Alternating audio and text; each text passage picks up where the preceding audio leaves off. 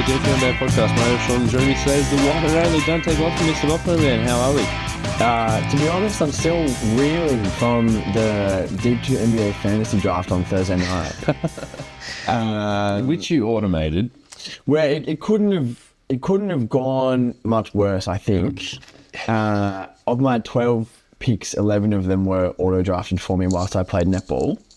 We fucking lost netball. And didn't even imagine we've just come off a tough loss, and then I come in, I'm like, let me check my fantasy team, and I see that debacle. Just name some of the players. Well, the first two picks were Trae Young and Anthony Davis, which in terms of building out a team that has like a stylistic, you're going for these categories, you couldn't get two more polar opposite players. We were all laughing at that in the video. We were all like, this is the worst two players to draft. I got Bobby Portis and Yusuf Nurkic both popped up on my team. I dropped Nurkic immediately. I do not want him anywhere near me. But tell me what you think of this. The only pick that I made was either 30 or 31, and the players on the board were Cade Cunningham, Tyrese Maxey, Fred VanVleet, and Jalen Williams. And I picked Jalen Williams. You were picking just before me, and I was like, he's going to pick Maxey. He's going to be so upset. And I really want J-Will. Or J-Dub, and you fucking picked him. I think he was the best player available. Yeah. Okay, the Cade thing is like, whatever. Like I had him last year. Yeah. Had I known, because the other thing was I didn't know who I had picked beforehand. Before that pick, so I was like, God, just get him in play. Maybe in retrospect, knowing that I have Trae Young on my team, I could have just picked Cade and said that I'm not getting field goals. But I think that J-Dub was a good choice there. There's a little bit of Maxey becoming the third option risk in Philly. Oh, well. Or the 2A option. Well, have I got news for you? They signed this guy called Paul George. And the Cade Cunningham thing, it's a bit like, when are you going to put it together, man? Like, we'll talk about this when we talk about the Detroit Pistons, because it's like, I'm sure he could be like one of the biggest, like the best guys on that team, but I don't know. Well, I hope he can be the best guy on that team. Yeah, I know, but like, let's see. That's what they're paying him $40 million a year for. It is a bit premature, isn't it? Over-unders. If you're listening to this and you haven't heard week one, I would more than recommend it. It was an incredible episode. And you can find out what we're doing in that first episode. So we'll just pick up where we left off, and we're going through the Ryan Conference. First team, the Atlanta Hawks, their number is set at 35.5. Last year, they won 36 games. They added Dyson Daniels, Zachary Ricochet, Larry Nance Jr., and Dominic Barlow, and they lost Sadiq Bey and DeJounte Murray. Trae Young was apparently on the market, but there was no market for him, and look, when I wrote these notes 2 weeks ago, I said Clint Capella surely doesn't finish the season with the team. I'll just say I'm going over, and I'm really high on this team. Clint Capella, I don't really care if you finish the season with the team. I think this team's really good. Like, I think this is a 42-win team in the Eastern Conference. Sorry, excuse me. So you're really high on this team to go over, but not really high on this team in a vacuum. Well, what do you mean? Like you said 42, they're barely 500. Yeah. No. They're not winning a playoff series, but I think this team is a regular season. What's less than a juggernaut, but more than a car? A van. Yeah. This is like, I talked about it when I came back from Japan and just talked about the offseason. I really like the theory of this team, having just switchable defenders at every position. And I watched a couple of preseason games, and Zach Ricochet, we've just been dragging him through the mud. And he's not a number one overall pick, but he's like really tall and he can dribble. Guess who I fucking placed a waiver claim for when I dropped Yusuf Nurkic? Well, it's the third tour. Fuck, man. If someone listens to this who's in our league, if someone listens to this in the next 24 hours, my waiver claim was Christian Brown. That's so in character. Zach Ricochet, he looks good. Like, what is he? Like, let's say he gives you like 15, cheeky, couple of assists because he's European, couple of rebounds. And he's tall, he can switch. They've got Larry Nance coming off the bench. Onyeka Okongwu, if he's good, this is going to be the fucking year that he is good. And good for him might just mean that he's like very switchable in defense. Like, Dyson Daniels, tall two guard. They really want a playmaker next to Trey so he can try and operate off the ball. DeJounte Murray was the wrong playmaker. I think we can all diagnose that. He just couldn't stretch, couldn't do anything when the ball wasn't in his hands, and I think the ball's better when it's in Trey's hands. Dyson Daniels is just such a low value, cheaper, better fit than DeJounte Murray. If the theory is we need a playmaker defender next to him, get this dude that's more than happy coming off the bench. Yeah, he might start, but he can defend the 2 and the 3 and the 1. I really like this team. Do you like him as well? I think 35 is too low. I've gone over as well, so I like them in that sense, but I don't think that this will be a team that's in contention for a top 6 spot at all. I think this is pretty firmly a play-in team. Jalen Johnson, we haven't even mentioned. He's the second best player. I mean, Jalen Johnson, we'll see. Jalen Johnson looked awesome for 20 games last season over 2 different stretches with a big injury in the middle. He's been paid like he's going to be awesome.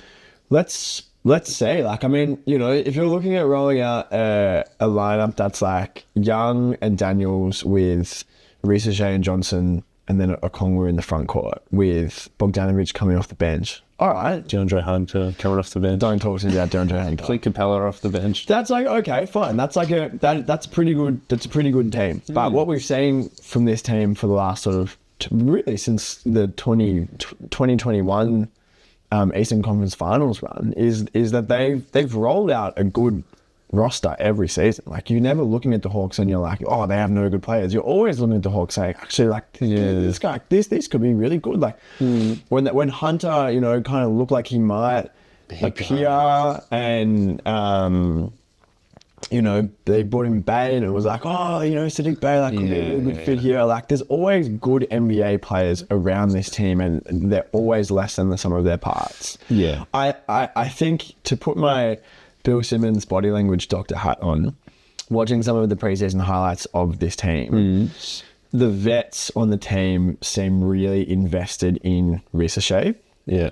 And when he was playing really well, Young, Okongwu, they were really kind of fucking happy for him, and he hits a bucket and then the other team calls a timeout and they're getting in there with the towels and hitting him and stuff.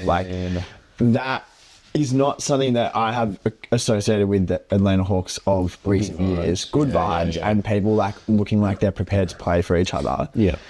It's preseason, we'll see if it holds. But that to me is a good sign that maybe some of the culture issues that have existed in the past between Trae Young and John Collins, between DeJounte Murray and Trae Young, maybe they have kind of been put to bed a little bit. Quinn Snyder. Quinn Snyder could be responsible for that. Quinn Snyder's a good coach. God knows that he's never coached a team with culture. True, that's very true. Kobe Buffkin was sort of off the trade block. That's the young fella they drafted last year, I think about 15th. He looks good in preseason. He looks like a preseason NBA player. Can he become a regular season NBA player? He's going to have the opportunity to, because they don't have a backup if they start Dyson Daniels. He's a scoring one, and it's God, if he can defend and pass, that'd be sick. That's 2 major skills for a point guard. Vic Krejci, right? Obviously had his whole contractual situation where they didn't convert his 2-way into a regular season contract, so he couldn't play in the play-in games. He looks really good. He looks like a nice 3-and-D role player. Well, he's 28 years old, right? So this should be his prime. And I think his prime is first wing off the bench, just going to play. He had a really nice pass. Did you see that? He caught the rebounds. Was that the pass that made you want to get league pass again? Not quite. Watch this guy 82 times a year. Bloody hell. I'm talking a lot about this team. 35 wins isn't much for a deep team. No, but they had 2 All-Stars and a deep team last year and they won 36. Yeah. Don't underestimate the capacity for the Atlanta Hawks to underwhelm. Who's the longest tenured player on the Atlanta Hawks? It's got to be Trae. It is Trae. All right, the Boston Celtics, their number's set at 58.5. Wow, 58. That's huge. And if you listen to last week's episode, it's the biggest number ever. This. Last year they won 64. That's bigger than 58. They added Baylor Shireman with the 30th pick. Ron Harper, shout out to Lucas. He's not going to make the roster, or neither will Ron Harper. Lonnie Walker, IV, because he got that drip. They lost O'Shea Brissett and Svi Mikhailiuk. I have to mention him because I hit 8 threes with him on my first 2K game. Plays for Utah now. I'm pleased for you. So yeah, this is the highest over under we've ever had. They've got an open roster spot in training camp. They might give it to Lonnie Walker. We'll see. They re-signed everyone, and have they got incentive to play for the 1 seed? Have you gone over or under? I've gone under. I think to answer your last question, they absolutely have incentive to play for the 1 seed. Yeah. Not least because they're a team full of dogs. You know, they're gonna be after it. They've had a taste and they want murder. You ever seen The Town? But is this just too big a number? Yeah. I mean, you know, literally everything went right for them last year. Their conference rivals were, you know, scrapping it out amongst themselves, all like at a tier below them talent wise. A lot of their conference rivals have like leveled up, and it will be presumably a more even win spread, and Boston will be playing some harder games. Yeah. And like, you know, say I don't know, someone gets hurt. It's the other teams are better. Like, it's just all in the. I still think Boston's going to be probably the 1 seed, but all in the balance of probabilities. Yeah. There are lots of variables that could change the win total, and like 58 is heaps high. Like, if this team wins 57, it's going to be like, wow, what a great team. Yeah. I don't think there's anyone else like Bucks, Knicks, Pacers. I don't think any of them are sniffing 60. So Boston, like, it could get to the end of the year, they've got 55, and they're like the 1 or the 2. I don't think those teams are sniffing 60, but like, you know, last year there were lots of teams that were sniffing 46, and this year there's a lot of teams that will be sniffing 52. Yeah. Which means if those wins are coming from somewhere, some of them are going to come against. True, there'll be a big. I mean, like what last year opening night, the Knicks beat Boston. So I was at 2 opening nights ago. Like, there's going to be these big games. Boston's going to lose. We're going to question their mentality. They're going to go into the playoffs. They're going to play. They're going to verse 2 injury-riddled teams, and then all of a sudden they're in conference finals and they'll lose to Miami. But that's a very pessimistic perspective for a team that literally just won the chip. I know. It's the Boston Celtics. I just dislike them. Me too. I've also gone under. Yeah, they're great. I was listening to Matt Moore on Real GM Radio with Chris Mannix now. I think that's the host. Talking about the Boston Celtics and this exact over-under number, and Matt Moore was like, they're just so deep, because like, yeah, let's say one of the Jays takes a night off. Well, then Sam Howes is just a perfect 3-and-D fit. Like, he's still not the best defender, but he's a great shooter, and you can just plug him in, and the other guys can just dribble a lot more, right? Then he was like, oh, what if Al Horford misses his 30 games a year because he's a million years old, which is going to happen? Well, we saw Xavier Tillman do it. And I was like, oh... He was bad. He's bad. Yeah, he's good in the finals, but it's like good in the finals against a team that was fully out of gas, and Luka was injured. I've just completely discredited this whole Boston Celtics. I don't care. You shouldn't, though, because they're good. The difference between like what the Celtics did last year, and I think the equivalency that you're trying to draw between like the Pacers or the Hawks from a few years ago or the Trailblazers from a few years ago, of like a Mickey Mouse run to the conference finals, to the finals, whatever. Mm-hmm. The Celtics actually like not only made it, but they blew the doors off of every single team that they faced, whether they were injury riddled, running out of gas or not. Like, they were in the conference finals, and then they put in a strong showing. They were convincing against the Dallas Mavericks. Like, you can only play who's in front of you, and they absolutely fucking ran through the East, and then put the Mavs away. Yeah. I am putting him down. It is unfair, but we've both got under 59 wins. Yep. Who's the longest tenured player on the roster? Good. Radio silence. Well, like my heart is telling me Al Horford, but clearly he's gone and come back, so it doesn't count, I would imagine. Like It's Jaylen Brown. Jaylen Brown's correct. Yeah. The one that got away. With the pick that Jaylen Brown was drafted with, the Brooklyn Nets, their number is set at 21.5. Last year they won 32 games.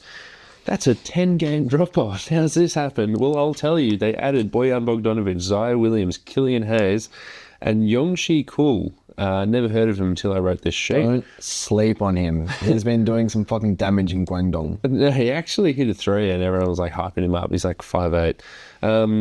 I actually could be incorrect or that could be wrong. That might have been for the Memphis Grizzlies. Major so racist. Major losses: Mikal Bridges, Dennis Smith Jr., Lonnie Walker, IV, and Kato Bates Diop. Shout out Sean Collin, who tweeted at Kato Bates Diop to keep putting in that work. No response. They traded their picks back, and they're going to be competing really hard for the bottom spot. This is a team that's going to win games in the teens. Yes, it is. You're also going under? I'm going under. This is my best bet. There's no way they win 22 games. Yeah. Killian Hayes won't make the roster, but No, Killian Hayes will make the roster. because they want to win games in the teens. Yeah. Who's going to win more games, this team or the Washington Wizards? The Washington Wizards. Yeah, they might run away with that competition. Yeah. But they might both still win the teams. This is, I think this is your 15th seed in the East because they have got their picks back and it's the Cooper Flag draft, and this is like the one opportunity. Yeah, you know, there'll be more opportunity. There will, but this is the best opportunity. Yeah. You've been competing or thereabouts for the last sort of 4 or 5 years. Hasn't worked. Have a 1 to 2 year pivot, get the guy, and then pick back up. Yeah, and the talent drain is amazing. If I gave you January 30, is Cam Johnson still on this team? Are you going yes or no? Because he's just getting paid too much, and he hasn't proven he can shoot in the last 82 games. But ask me the same question about Dennis Schroeder or Nick Claxton or who's the wing who everyone loves, Dorian Finney-Smith. I think that Claxton will stay. I think he will. I don't think that they would or should look to get off Claxton, but the talent drain has already been bad, and then Dorian Finney-Smith's there's these veteran 2 seconds. These veteran assets that will be of use to a competing team. There's no political issues like there are in Detroit around being terrible because they haven't been terrible, so they kind of have license to just be as bad as they can be this year. Ben Simmons is extension eligible before the start of the season. What would you give him? Well, they can extend him for 125% of his code number, so they could probably only offer him 5 years, 5 years, 200 million. I think over under on 200 million for Ben Simmons' next contract. Now, I was watching some videos on that on Instagram, and he actually hit a couple of threes. He was wearing a shirt. I can't remember. Strange question. Jordi Fernandez, first-year head coach, is apparently... I didn't even know that was the coach. Yeah, the Canadian coach, national team. So apparently he's been running the toughest preseason camp a lot of these vets have ever been to, and they're sort of complaining a little bit this is the strongest preseason we've ever been to, which is it bodes a little bit poorly. It was you're going to be fired halfway through the year on a team that's winning 10 games. No, but the vets who are complaining will be traded. Yeah. Longest tenured player on this roster.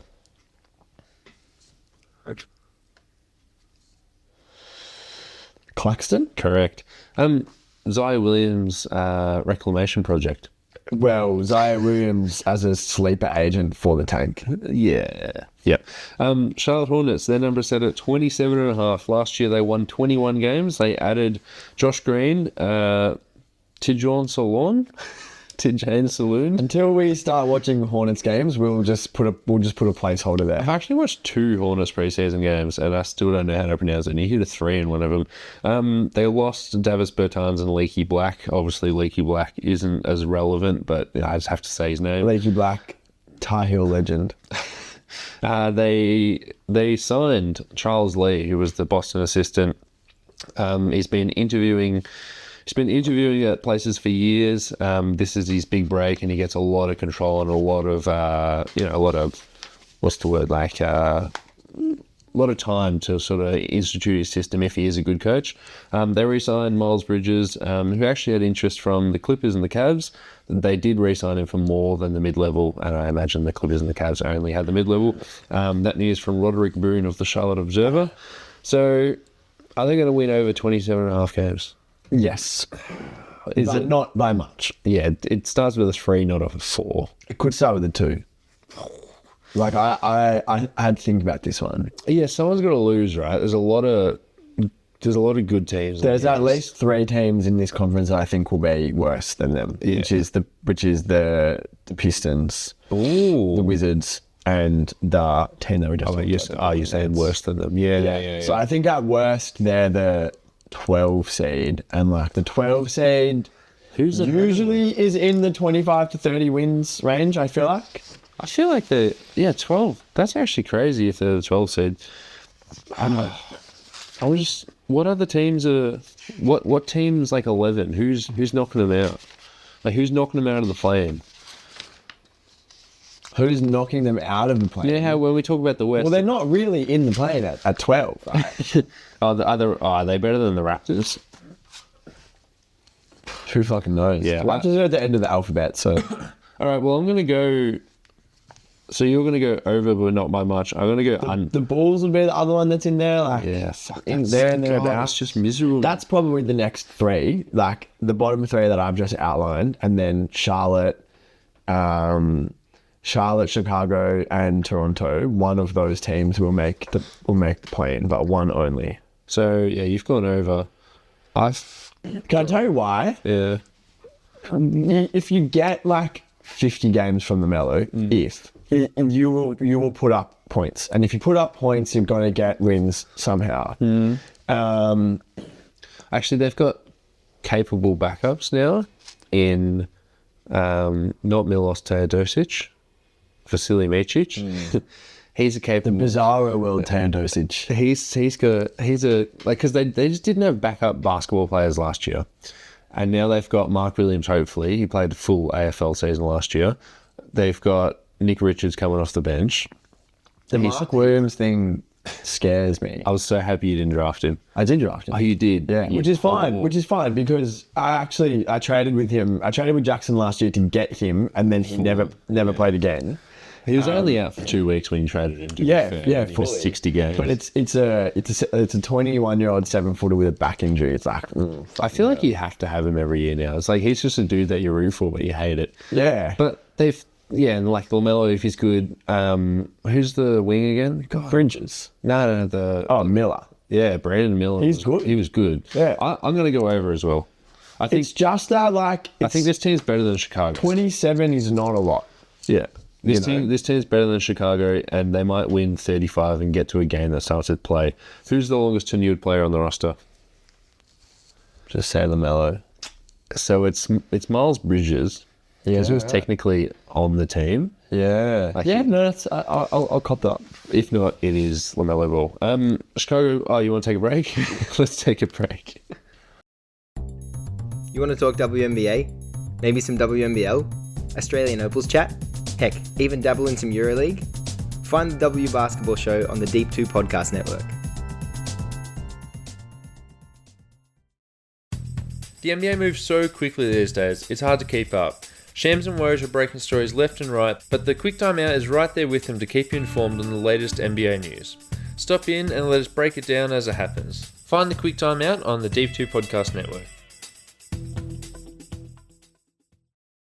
The Chicago Bulls, their number is set at 30.5. Last season they won 39 games. They added Josh Giddey, Matas Bazelis, Jalen Sniff, and Taylor Horton-Tucker. And they lost Alex Caruso, Andre Drummond, DeMar DeRozan, and Javonte Green. 30 is such a low number. That's the only thing I've got to say. Matas looks good in preseason. I think this is all going to come back and bite me on the bum. I've said Zach Ricochet and Matas both look good. But like, you've got a thing for lanky Euro wings. Yeah, but he looks like a real NBA player. Josh Giddey, it's going to be a tricky fit, but it might work. Jalen Sniff helps make the Josh Giddey fit. Well, I mean, it's going to be a tricky fit, but it might not work. Yeah. Because look at of the guys that they've added, none of them can shoot. Yeah. Now, the thing that you would say is that of the guys that they lost, only one of them can shoot. I don't know. Jalen Smith can shoot. No, Jalen Smith can shoot insofar as he is I'm 2K. 6'10", and he can shoot 34% from three, which is better than the average 6'10" guy. Yeah, Doesn't mean he's a good shooter. Yeah, Martas is supposed to shoot. I think Martas is like, he's not. I don't think he's a shooter. That do they have their own pick this year? It was owed. Oh no, this might be the 2025 first round pick owed in the DeMar DeRozan trade to What, to San Ed? San Ed. Their pick's top 10 protected to San Antonio, Yeah. and They'll be in the bottom 10. the bottom 10 Yeah. of picks. Yeah. Sorry, of records. So you're Which means they'll be in the conversation for top 10 of picks. So I think it's top 10 protected this year, but I totally know it's top 8 protected the following year. They will do whatever it takes to keep that pick Next year. this year. So you think they're going to take and go under 30? Or they take and get 30? I think they're going to go under 30 just because of the basketball players that they're going to be putting on the court. But I do think that pick that is owed, if it's top 10 protected, they are going to make sure that they win 25 games. You know, they guaranteed get a top 10 pick. Did you see Bleacher Report put out a graphic the other day? It was like what's wrong with biggest questions or biggest issues heading into the season of every single team. So it's like Boston, do they have what it takes to repeat? Golden State didn't trade for a star next to Steph. Can Kuminga step up? And then you swipe to the Bulls one and it says generational incompetence. And this guy on Twitter was like, "Come on, man! Like, don't publish that. Like, we're all miserable. Don't say that." Well, I mean, fucking fair enough. So we're both saying the under. Both say the under. I agree with you on your Charlotte point. Like, I think that Charlotte is going to be better than this team, and Charlotte is not a team that has incentive to lose, whereas this team does. Yeah, I could see them missing the playoffs, getting like the 12th pick, giving up their obligation now. Next year, full tank it.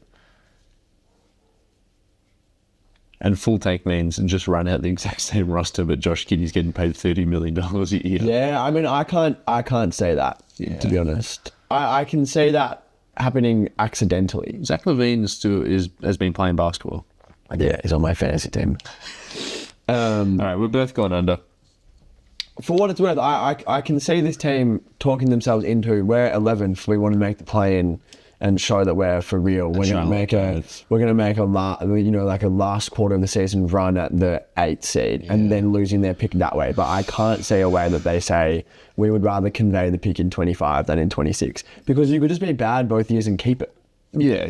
And the 26 draft is also supposed to be good. Yeah. So AJ Debstania. You watched that video? No. It was a good video.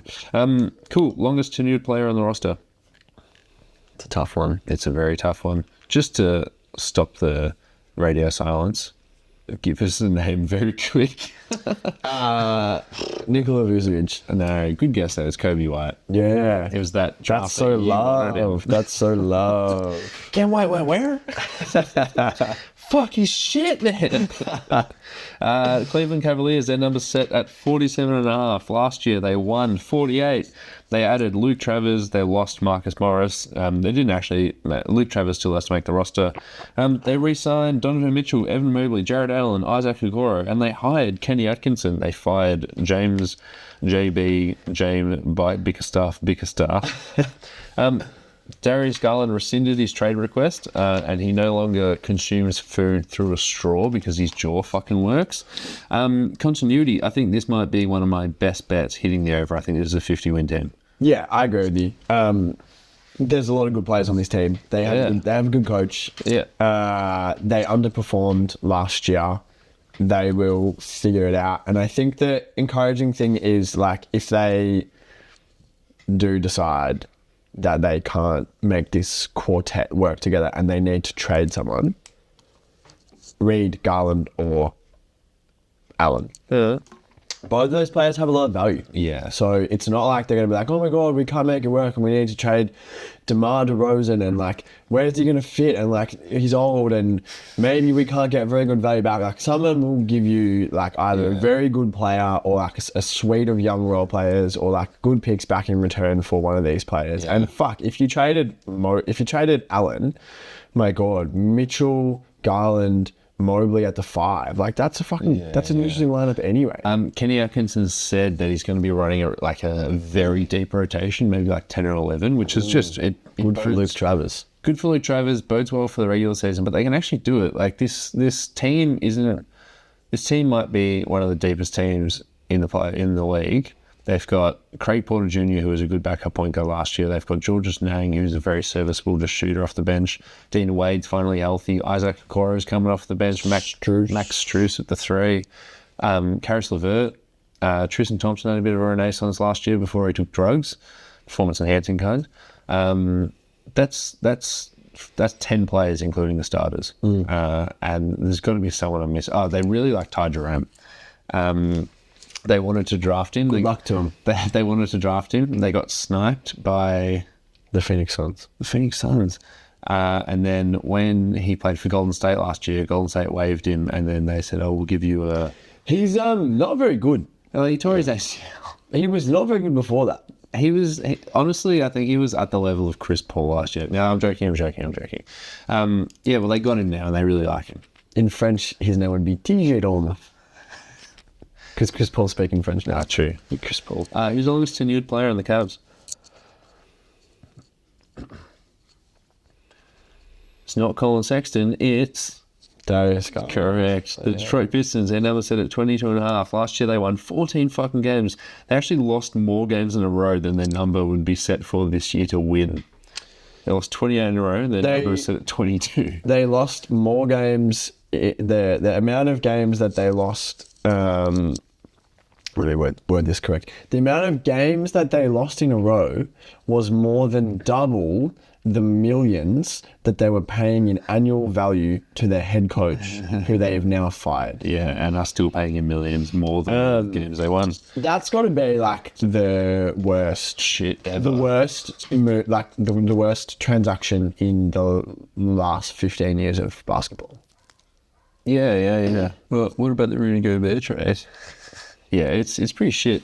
Speaking of bad transactions, they added Tobias Harris for a 2-year, about $50 million deal. You're all going to fucking love this, but guess who's on my fantasy team? Yeah, Tobias Harris. Don't fucking ever let auto draft. Don't fucking go to netball, man. It's one night. Anyway, Tim Hardaway Jr., Malik Beasley, they drafted Ron Holland 5th, and they actually got Paul Reed. I quite like the Paul Reed acquisition. They lost Malachi Flynn, Quentin Grimes, Evan Fournier, and Big Jim. Literally fucking do not Google it. This is our 5th time recording this podcast, this over-under pod. They have never hit the over in all 5 years. JB Bickerstaff's the coach. I think he is... JB Bickerstaff is the coach? Yeah, I think he's the best coach for shit teams. Yeah. I think this is like coaching upgrade. I think... Who's the guy? Who's the coach they fired? Monty Williams. I think Monty's Monty's a good coach for a good team, bad coach for a bad team. JB Bickerstaff is the opposite. JB Bickerstaff is maybe the coach with the most clearly defined win ceiling of any. Like he can't get you past 47. Yeah, that is so true, bestie. But he can get you 247. Yeah, he'll get you to 247 earlier than you thought. Oh my god! Then you give him a couple of years to figure out the playoffs, and he won't.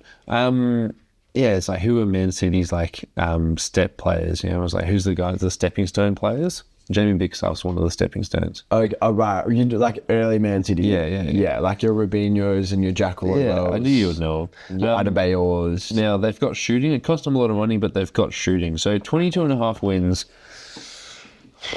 Jaden Ivey looks good in preseason. He's got the ball in his hand. He's gonna play. Yeah. Ron Holland, let's say, is the wing coming off the bench. They've got the Thompson twin that's got blood clots and might be missing the start of the year. Really? Yeah, it's quite sad. I think he missed the end of last year. This could be a career-ending thing, but let's just wait and see what happens. The Thompson twin, Asar. Yeah. Cade Cunningham's obviously making the aforementioned millions of dollars. It's just they want to be good and they've got shooters.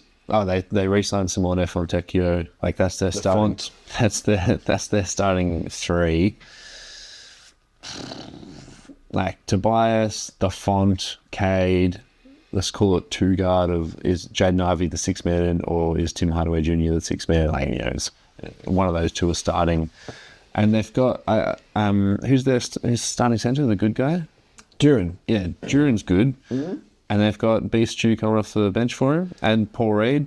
That's not a lot of wins. 23 would be the number. That means that they could lose 3 out of every 4 games and still hit this number. JB Bigstuff, the floor raising coach. I'm gonna go over. He's doing it.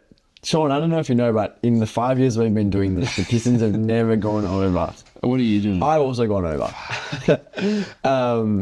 It's not a lot of wins. Like I think off the top of my head, I probably went over last year because the number was set low, and I probably said something similar. It's not a lot of wins, but it's not a lot of wins. And they're not going to lose 28 games in a row again. No, they won't. And also, like Cade, of like hopefully a full season of health from Cade. Did not have that last year. Yeah.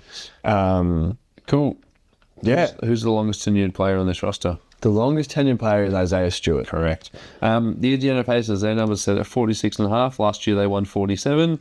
They added Big Jim and Johnny Furphy. They lost Jalen Sniff and Doug McDermott. What a beautiful swap out between those two players. Unnecessary and expensive extensions to TJ McConnell and Obadiah Toppin. Necessary extensions to Pascal Siakam and Andrew Nembhard. Tyrese Haliburton, when he was healthy last year, was potentially... he was in the MVP conversation. He was guaranteed All NBA first team And for then like 40 games. And then he rushed back from injury because that's what Adam Silver wants you to do now. So he could get a big extension, which he did. So are they going to be... This number set exactly where they were last year, and last year was half a season. Like, they started the year with Bruce Brown. Isn't that wild? Like, Bruce Brown's not a 47-win, like, second option on this team, but whatever. Ben Mathurin also missed a lot of the year.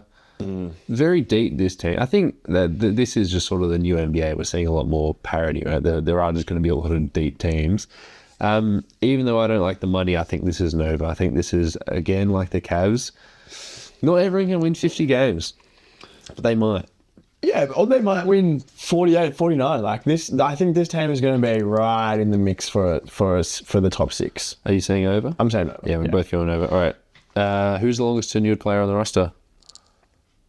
The longest tenured player on the roster is gonna be stalling for time. I'll give you a clue. It's really easy. So this guy was Miles Turner. Yeah, I was going to say this guy was working out in a one-on-one workout in front of scouts against Kristaps Porzingis. Do you remember that? No. Do you want to know something funny? Yeah. If you go, and this is a little Easter egg for fans, follow me on Instagram at d.uns. If you go all the way down to the bottom of my Instagram to 2015, You're naked with a hat on. I am naked with a hat on, but next to that one, there's a photo of University of North Carolina legend Bryce Johnson dunking Wow. against the University of Texas in a late season, like heavyweight matchup. Miles Turner was playing for the University of Texas at the time. He's not pictured, but I wrote some caption that was like something funny about the Tar Heels being better, and then hashtag Miles Turner is a bitch. So that's how long he's been tenured. Yeah, that's pretty long. I posted a photo of Chris Dunn playing for Providence when we all finished BC and said, "Now we're done." DUNN. The Miami, longest tenured, we did that. Miami Heat, 44.5. Last year they won 46. They added Alec Burks, Josh Christopher, Nas Little, and Khalil Ware. Yeah, it's pronounced Khalil, even though it's spelled like that. Major losses: Jamal Cain, Caleb Martin, Delon Wright, and Patty Mills. Damian Lillard tweeted at Nas Little saying Miami is a great situation for him. And if the Bucks really fall out and start trading away their guys, then everyone's going to bring up this tweet where it's like, wow, he just complimented the Miami Heat system again. Bam has extended again as soon as he possibly can. I think. Where is Nas Little playing? For Miami. True. Yeah. Well, last I guess it's a great fit for him in that they're willing to pay him money Well, to be on the team. No, like young wing, like toolsy. I reckon Nas Little was about 25 years old. Jamie, pull that up. 44 and a half. I've given 50 wins. By the way, it's a bit of a theme, but Nas Little, UNC legend. He's 24. He's turning 25 in February. And I know that I've just said, I know. What day? February 11. Oh, it's 2 days before my birthday. I know that I have said of Leaky Black and Nas Little, Tar Heel legend, that was tongue in the cheek. Bryce Johnson actually was Tar Heel legend. Bryce Johnson, oh my fucking Black Griffin too. God. Bro, so fucking good. He was like the bridge to the next era after like the Kendall Marshall, John Henson, Harrison Barnes kind of era. It was like, oh no, like who's gonna Black Falcon. who's gonna be like the next like main option? And it was like, okay, Bryce Johnson had this one season where he was like 25 points, 10 rebounds, ACC Player of the Year, in the conversation for the Naismith. Tar Heels made a big run in the postseason, whatever they call that, the tournament. And then he got drafted 25th by the Clippers when Blake Griffin was still like 24 years old. It was when Doc Rivers was the coach. And He didn't have any time to scout. I'll give you a bloody chopped carrot bear and a handshake and a kiss on the cheek if you can tell me which former Golden State Warrior inherited the 4 spot and the title as best player on the team from Bryce Johnson at UNC circa 2013-14. Wow. So which Warrior took over from Bryce Johnson? He was on the team, but he was not playing because Bryce Johnson was playing 35 minutes a game and was really good. And then James Michael McAdoo. There you go. I'll give you a kiss later. Holy shit. Yeah, he was supposed to be real good. He was awesome in college. I wish him all the best. Miami Heat. I've got under because I've given I've gone under as well. I've given 50 wins to a lot of teams. Bam, he's like the JB Bickerstaff of centers. You're just always going to have a That's really disrespectful. It is, but you got he's a JB Bickerstaff floor raiser, but his floor is much higher than JB Bickerstaff is a coach, right? Okay. But you're just going to have a really good defense. He's always going to be third in DPOY or fourth, right? He's awesome. He's not getting invited to the awards session, but he should, right? You know what I mean? But fuck man. Tyler Hero, a bit of nick to him in the fact that he cashed out and someone crashed their car trying to get a signature off him and it just hasn't really done anything and he spells things wrong and he's on the back of his tats.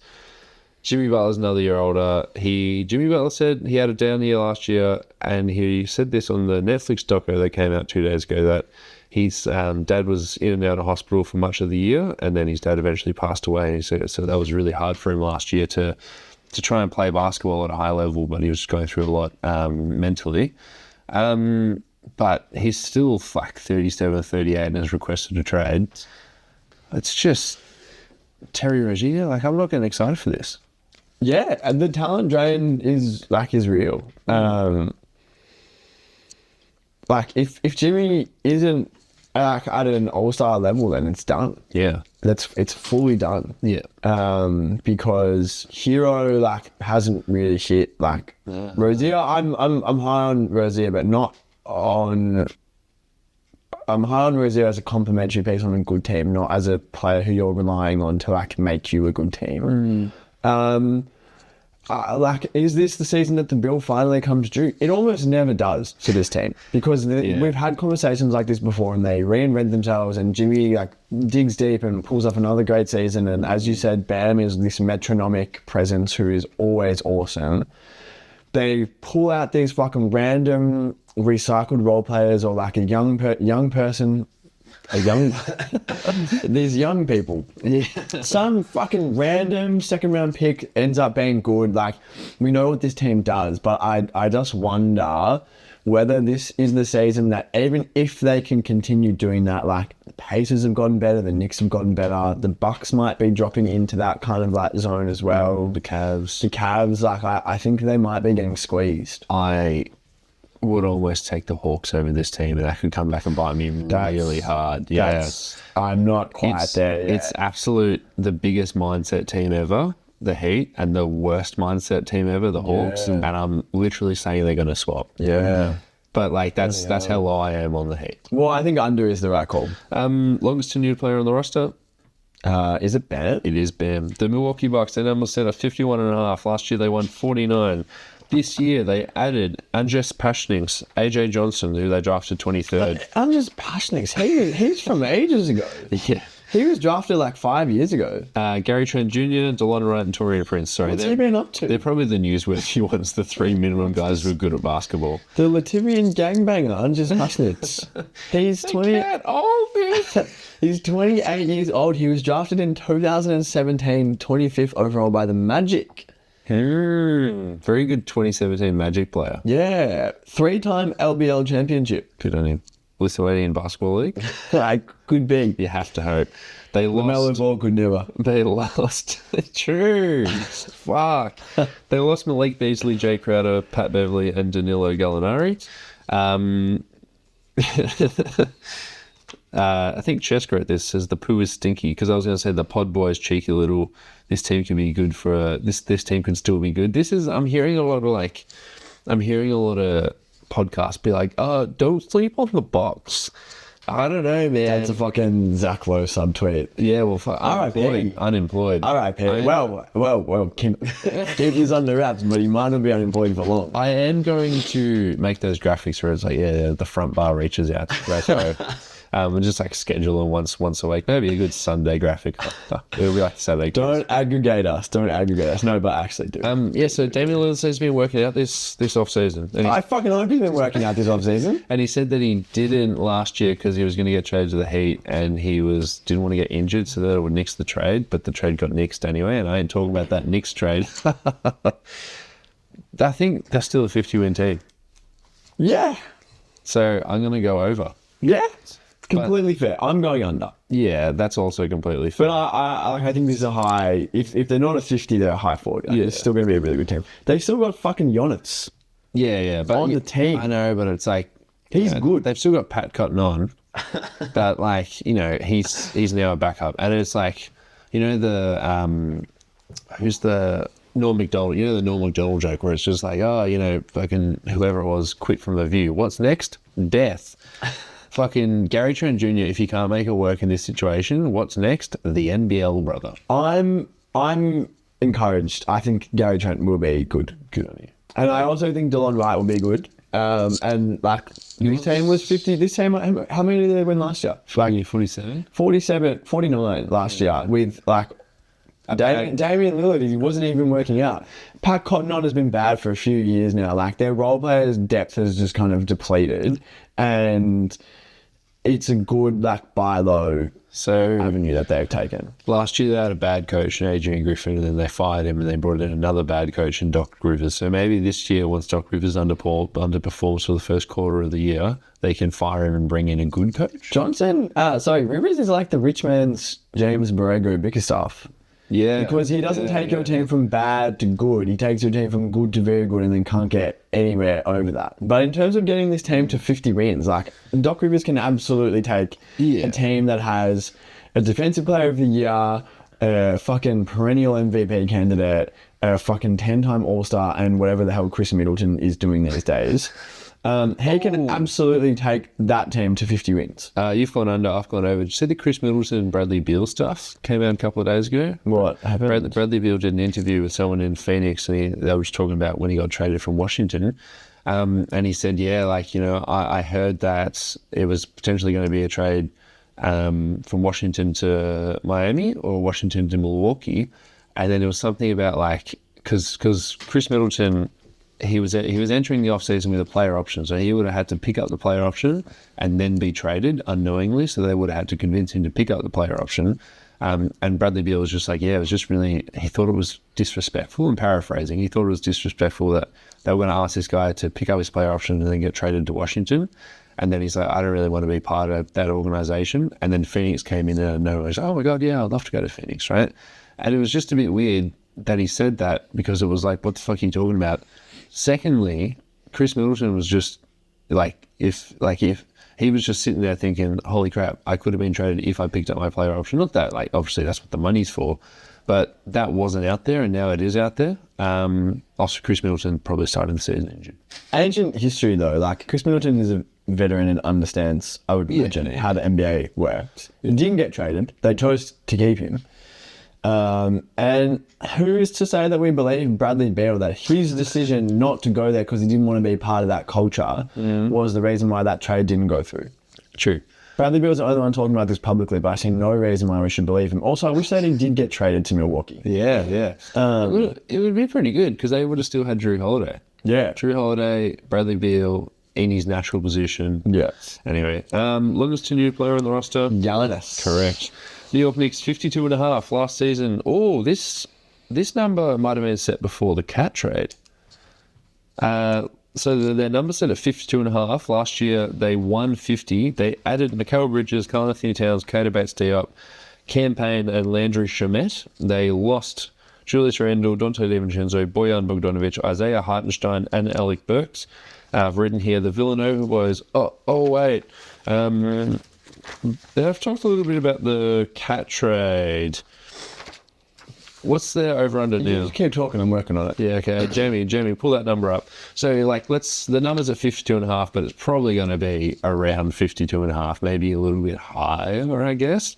I've written in digital ink over regardless because I think while Cat's going to have some issues in the playoffs, Cat is going to be a great regular season player. And Cat, I've actually written an article for the Deep 2, which will be coming out soon, the deep2.com. Color is that simple.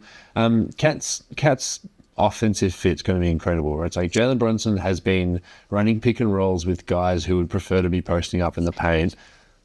54. All right, let's change that. Those odds coming from our sponsor, Vegas Insider. 54.5. I've still gone over because I think this is going to be a winning machine.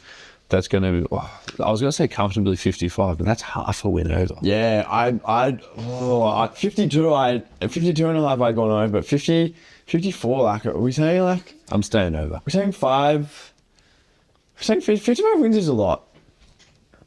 This is a good team. It's a good team, yeah. Jalen Brunson's pretty good. Mikhail and OJ.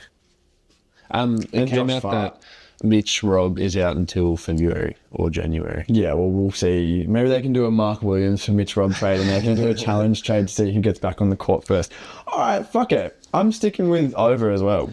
A lot of Eastern Conference teams winning 50 games. It's actually... Which historically is not the case. Yeah, and it probably won't happen. Historically, you'd be lucky to get 3. They have to take wins off the lesser teams. And I've said one of the lesser teams, the Hawks, are going to be there. So, who's the longest tenured player on the roster?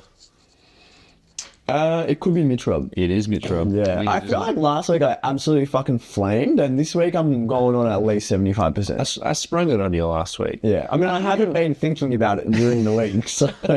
But, you've done well. The Orlando Magic, their number is set at 47.5. Last year they won 47. They added Kentavious Caldwell-Pope, Jarrett Culver. He's not going to make the roster, but he's on the training camp roster. You've got to respect the hustle. They drafted Tristan Da Silva 18th. They lost Michael Fultz, Joe Ingles, and Chuma Okeke. The vibes are massive, and they gave everyone a bag, even if they don't deserve it. They re-signed Goga Bitadze. Who is that a subtweet to? They went. Gary Harris doesn't deserve it. Right. And Mo Wagner. And Franz Wagner, he got the max. Trust me, I know. Goga, Gary, John Isaac, Franz, and Mo. Goga Bitadze, little sidebar here. By the way, yeah, he didn't get a bag.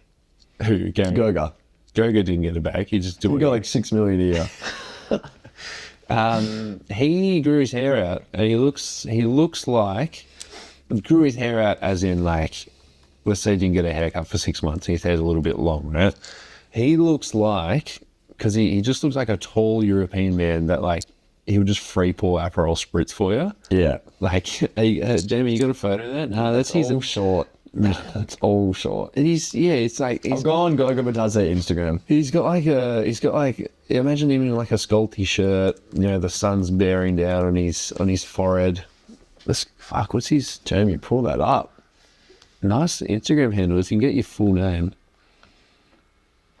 Bit of a bear. Yeah, huge bear vibes. There's nothing here. He's got 3 posts. And all his heads cut off. 3 posts and 45,000 followers. That's 15,000 followers per post. That's the ratio we want to talk about Good now. point if you can get it. So You're not going to believe this. You've gone over. I think this team is going to be pushing 50 wins into Eastern So do Conference. I. I'm They going can't all over. do this. I've also gone over.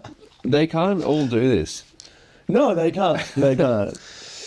They can't. But we've fucking written that they should. But the game is not. The game is not getting 100%. It's just me getting more than you. So, well, for me, it's getting more than yourself. Who's the longest tenured player on this roster? Someone random. Nah, it's not random at all, man.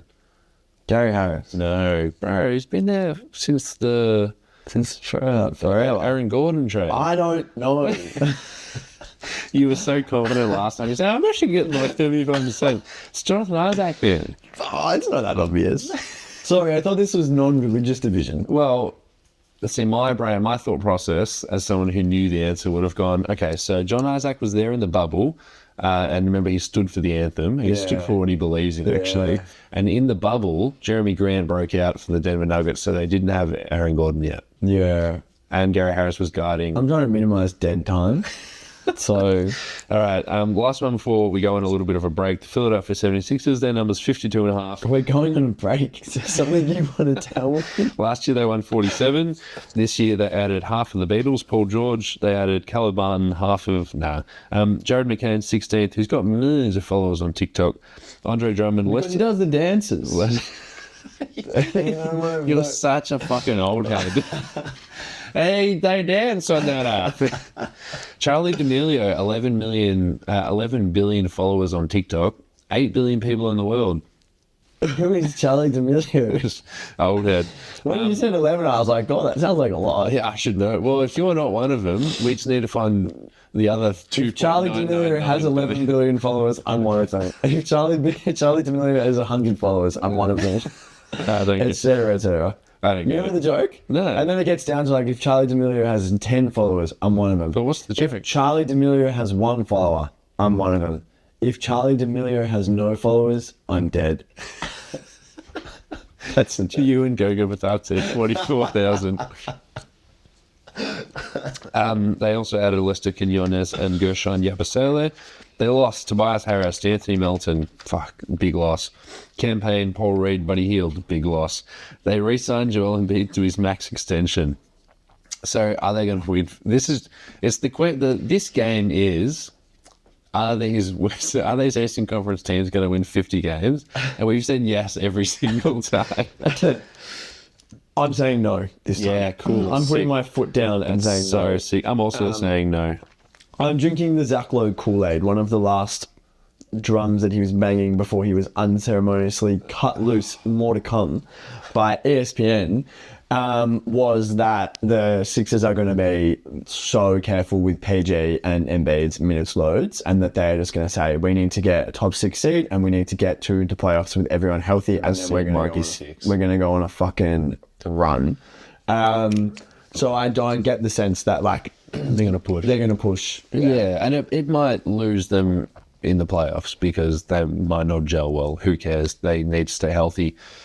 I hope they are healthy. I think the league will be better if this team's fully healthy. Yeah. I mean, that's a stupid comment. I mean, the sentiment is correct. Tyrese Maxey got a haircut, and he said, Should I go on Tyrese Maxey Instagram? if you want, he said to a reporter that he's really improved his passing this offseason because he's been working on it, because he's obviously got another big scorer next to him in Paul George. But he's also going to be a better passer because he said he used to drive to the paint, and you remember how he had those like thick dreads that would go in his face. He said, I actually sometimes couldn't see what was happening, and I'll just fling a pass because my hair was in my face. Now he's cut his hair, and he's like, that's no longer an issue. Does this guy know that headbands exist? But like, how crazy is that? That's insane. He could be tonguing firmly in the cheek. He better be tonguing in the cheek because far out. God, if he averages 12 assists, it's holy shit, everyone cut your hair. Yeah. Everyone, it's going to be the army. Buzz cuts, we're going to get just pure Jar buzz cut season. Under. Yeah, okay, we've both gone under. Cool. All right, let's take a little break. And we are back. We didn't do longest tenured player on the Philadelphia 76ers, but it's very obvious. It's Joel Embiid, correct. Toronto Raptors, 30 and a half. Last season, they won 25. This year, they added Jacoby Walter with the 19th pick and Davion Mitchell, and they lost Jalen McDaniels, Jonte Porter, what happened to him, and Gary Trent Jr. Re-signed Scotty Barnes, Emmanuel Quickley, and Garrett Temple for what it's worth. I'm just going to say we've given 50 wins to a lot of fucking teams, and they have to beat some teams. I think the Raptors are going to get pinched because I don't think they're a very good team. They're going to come up against a lot of teams that we think are quite good. Someone's going to get pinched. It's the Raptors. I'm going under. I'm right there with you and going under also. So they own their picks, I believe. They gave away one pick in the Yuck and Pirtle trade, which ended up being 8 Rob Dillingham. The subplot to watch for this is like if this team is bad again, Masai out. Yeah. Masai no more job. Yeah, well he has had a long leash and they haven't been good for 3 or 4 years and they've been trying a lot of different things and it hasn't been working. And the ownership has recently changed of the Toronto Raptors. True. So watch this space. Remember when Washington and New York were trying to poach him from Toronto for like, we'll give you $1 billion. Yeah, well, he wouldn't get $1 billion now, but he would take a year off and be able to walk into a great situation if he wanted to. Yeah. Like he still has cachet as like one of the best GMs. That's the dream, isn't it? Yeah. I mean, bloody hell. You're telling me. Who's the longest tenured player on the roster? The longest tenured player on the roster? It's a great question, Sean, and This is the hardest one. I'm gonna say that it's, even though I know that it's not correct, I'm just gonna say that it's Scotty Barnes. That's Chris Boucher. Yeah. Hey, what's going on there with Trebuchet? He's been bad. Yeah. He's not a great basketball player. All right, the last team of the 2024-25 over-unders. We just touched feet. The Washington Wizards, they're now set at 22.5. Last year, they won 15 games. This year, they added Sadiq Bey, Alex Sarr, Jonas Valanciunas, Karshawn George, Bob Carrington, Malcolm Brogdon, and they lost Denny Avdija, Tyus Jones, and Landry Shamet. 22.5 games. It's not a lot. I think it's huge. I think this is another team in the teens. I've gone under. I should have written it in digital ink. Brian Keefe was re-signed. He was the interim last year, and then he carried over. Tyus Jones, a lot of people say is one of the best backup point guards and steady hands in the basketball world. And now it's like, well, he's not there. Malcolm Brogdon is rarely available for health reasons. This is Jordan Poole's sort of redemption year, but he's had 2 of them now. I think this is going to be a bad team. Karshawn George looked really good in one preseason game. Had a block, ran down the other side, just ran around 2 screens, hit this like crazy catch and shoot 3. End of the game like 4 or 5 from 3. Fucking looked good. And Bob Carrington is supposed to be the good one. But yeah, do you reckon Jonas Valanciunas finishes the year with this team? I think he does. I think it just depends on what they decide to do with Sarr. If they decide that Sarr is best served playing his full rookie season as a forward, then I think yes. But if they decide, actually we've 25 games in, we've gone to Sarr at the 5, and he looks actually like he can handle it, then maybe JB gets moved. Centers like JB aren't the sorts of players that get moved at the deadline. No one is being like, wow, we really need to bring in a post-up center to shore up our playoff rotation. Yeah. Unless maybe like New Orleans talks himself into it. Yeah. True, no one's acquiring him. He might get moved, but no one's acquiring him. Yeah, exactly. So like in that sense, like he's on the mid-level. This team doesn't need to clear $11 million off their books for any reason. Like, and if you keep him as a backup, like mentor, if he's happy to be there. Yeah. Clearly he's happy enough to be there because he knows the situation and he's signed there. Yeah. I've gone under. I think this team's going to be bad, and I think that they're along with Brooklyn, they're in the zone where they have complete license to be bad. They structurally have decided to be bad, and there's no like external pressure to be good. Yeah. I've also gone under the. Hopefully, Kyle Kuzma gets traded this year. I'd like to see him in a better situation. Malcolm Brogdon for Jared Vanderbilt and a couple of seconds to the Lakers. Could work. Bloody hell. Yeah, Getting tired of injury-riddled veteran point guards being traded to the Lakers as the answer. Yeah. Yeah, I think, yeah. Like, I mean, there was a report from Josh Roberts of The Athletic that they're still in the deconstruction phase of the rebuild, which is good, is what you should do. I just like this team. Like, I like this team for being bad at basketball and drafting really good players for years to come. Dunze, that'll do. Sean, it's been a pleasure.